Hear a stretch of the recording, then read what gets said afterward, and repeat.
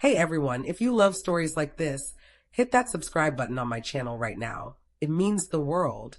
Unappreciative, my dad declared, and my stepmom cackled as if malice were their private punchline. The dinner guests chimed in, their chuckles refined and scripted. I remained motionless, forcing a grin that hid the sting. You're correct, I murmured gently. I owe you thanks for showing me what love isn't. The room fell hushed. Declan's smirk vanished. Vivian's wineglass quivered. Sterling's gaze remained icy. I stood, lifted my glass. A toast to the final time you'll lay eyes on me. And I was sincere. I'm Patricia Draven, the child they attempted to scrub from their narrative. Tonight, I remove myself on my own conditions. Before I share it all, drop a hello in the comments or let me know where you're tuning in from. It's comforting to realize I'm not isolated, since this isn't merely payback, it's exposure. Then, Part 2, The Forgotten Daughter. Hush that trailed me back home that evening wasn't serenity. It was torment. No tinkling stemware, no empty guffaws. Only the fridge's drone and the echo of all I'd forfeited. I flipped open my laptop, and the specters reappeared in digital form. My law school ceremony. My name resounding over the platform. I scanned the audience for my relatives, but their chairs sat vacant. A sea of unfamiliar faces applauding. Not one belonged to me. Hours passed before a note arrived from Vivian. Apologies, we couldn't skip Declan's birthday. It's a once-in-a-lifetime event. Once in a lifetime. Mine have been too. I urged myself to pardon, to comprehend, to press forward. But certain scars don't mend. They harden.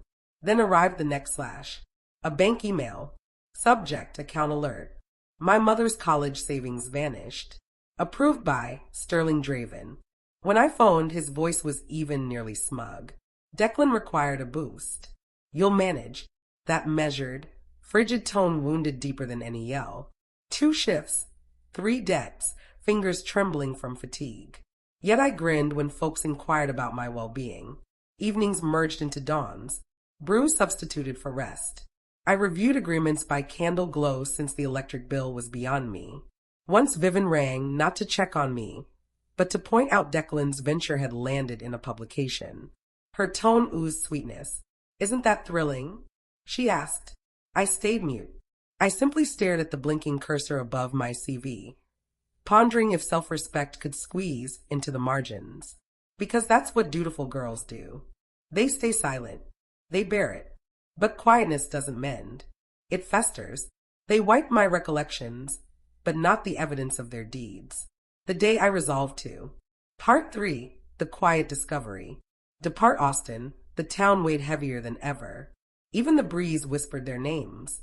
Sterling, Vivian, Declan. Every sign, every newsflash, a nudge that quietness never rescued me. I filled one bag, laptop, evidence, the picture of my mom, the sole one they hadn't deleted. Rowena Vance, my mother's sibling, was the final kin who ever regarded me with warmth. I hadn't crossed paths with her since the burial. She had clasped my hand back then and breathed, You're not by yourself. Santa Fe lay 600 miles of stillness, grit, sands, and a winding path to solutions. The sun melted into the skyline, painting it like absolution. When she swung the door wide, her gaze held ages. Serene, weary, wise. She didn't question my arrival. She simply stated, You're prepared at last, aren't you? The home carried scents of pine and pages, piles of correspondence, aged snapshots, and the burden of reality poised to emerge. She fetched a timber chest, borders frayed, top marred by years. Your mom desired this protected, she explained. I guarded it till you could confront it. Within rested the authentic will, my mother's script, firm and lucid. The college savings solely mine. No rerouting, no waivers. My throat clenched. It transcended cash. It was validation she trusted in me.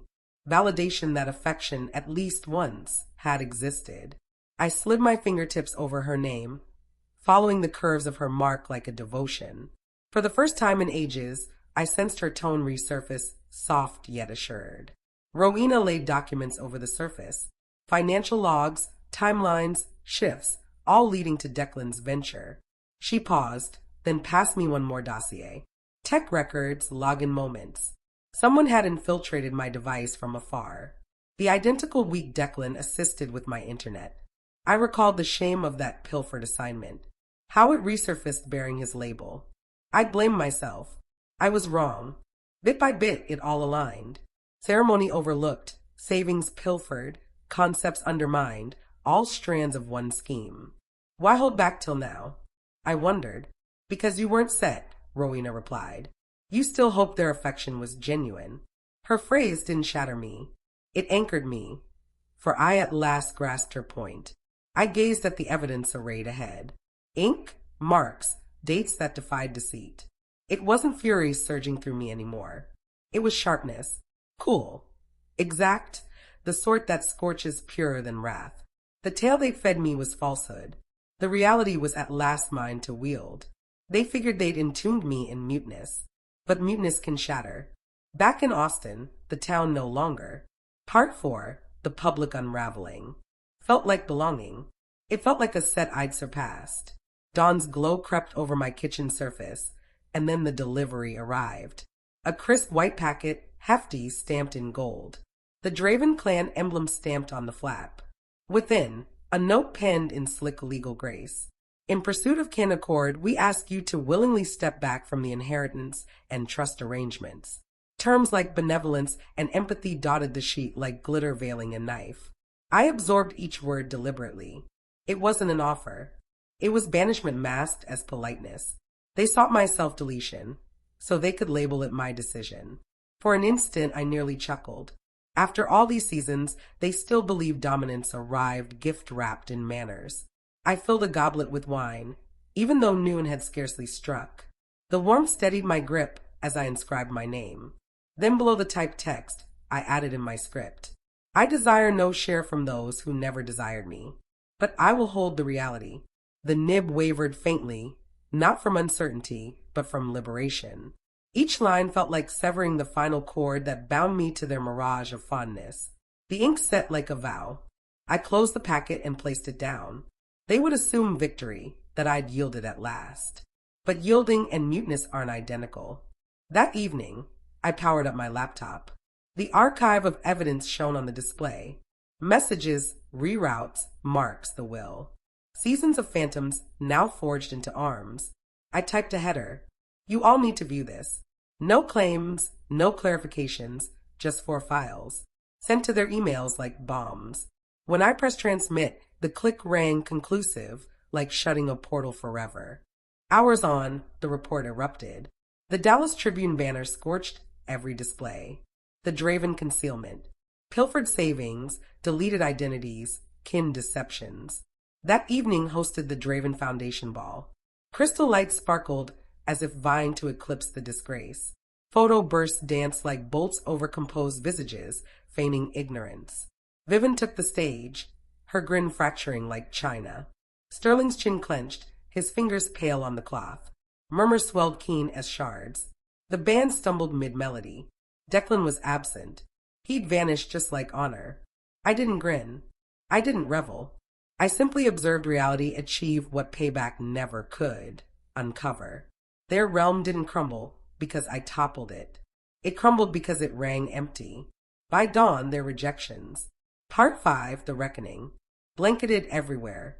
Declan labeled it defamation. Sterling termed it disloyalty. Vivian deemed it invention. They swamped the media with glossy declarations. Our girl is troubled. She's battled for seasons. Kindly honor our clan's seclusion. It was their classic ploy. Smother the reality by smothering me. I didn't respond. I didn't debate. I simply viewed their realm contort beneath its own falsehoods. Then my cell hummed. Rowena. Her tone was firm, nearly serene. Kais, she uttered, the term only my mom employed. One final item. Look in your mail. A sworn statement. Formally certified. A declaration from my former legal office's personnel. It verified it all. Proof trails led to Declan's login. Distant entry from his profile. The very weekend he'd aided my network setup. I fixed on the paper, my inhale snagging. It transcended hunch now. It was validation, endorsed and locked. I relayed it to Nora Whitlow, the reporter who'd launched the initial piece. I wrote just 2 terms. Employ this.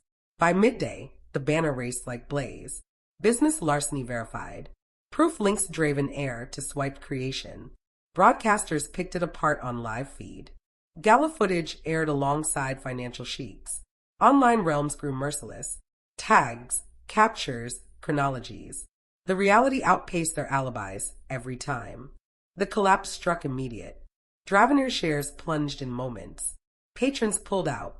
Backers evaporated. Their public quiet roared louder than any rebuttal. Sterling's veterans group severed links. His images vanished from flyers. His council position silently stripped. Vivian's benefit gatherings delayed forever. None craved her label on their signs. And Declan, the prized son, the successor, the Draven jewel, turned utterly out of reach. I didn't require a direct clash. They were already hemmed by their own mirror. That dusk, the skyline beyond burned amber in the sundown, a hue too lovely for the wreckage, it bathed. My cell rang once more Vivian's line. I allowed it to record. Her tone splintered over the line. We forfeited all due to you. I hope you feel accomplished. I heard half, then erased it, and for the first time, I grasped accomplishment played no part. I didn't crave payback. I craved liberty, no fury, no victory, just calm. The sort that settles post-tempest, because it wasn't me who wrecked them. It was the reality they'd founded their existences on, buckling beneath its load. They sought to revise the past. Instead, the past recalled me. A week on, I arranged a Part 6, The Freedom. Modest spread in my flat. Nothing lavish, just baked fowl, herb loaf, and a flask of crimson vintage. Beside me gathered Jonah, reliable as ever. Nora, keen and beaming. Rowena, subdued yet glowing, her aura like a span back to my mom. We dined, chatted and chuckled gently. No lenses, no clan symbols, no scripted lines, just folks, authentic, flawed, unbound. For the first time, I surveyed a gathering and mused, this is kin. Not by lineage, not by obligation, but by reality and selection. Once the plates were cleared, I motored over the city to Oakwood Cemetery. The lanes lay muted, the breeze thick with that holy calm that arrives only after endurance. I located her inscription carved in dull stone. My mom, the soul who trusted in me. When the realm tried to delete me, I crouched, slipped a creased note under her marker. It stated, I preserved your name spotless. I am unbound now. The gust stirred the trees, and I nearly caught her murmur. Not phrases, just serenity. Homeward, a message lamp flashed crimson. Vivian's tone anew. Poison, fault, remorse. Midway, I erased it.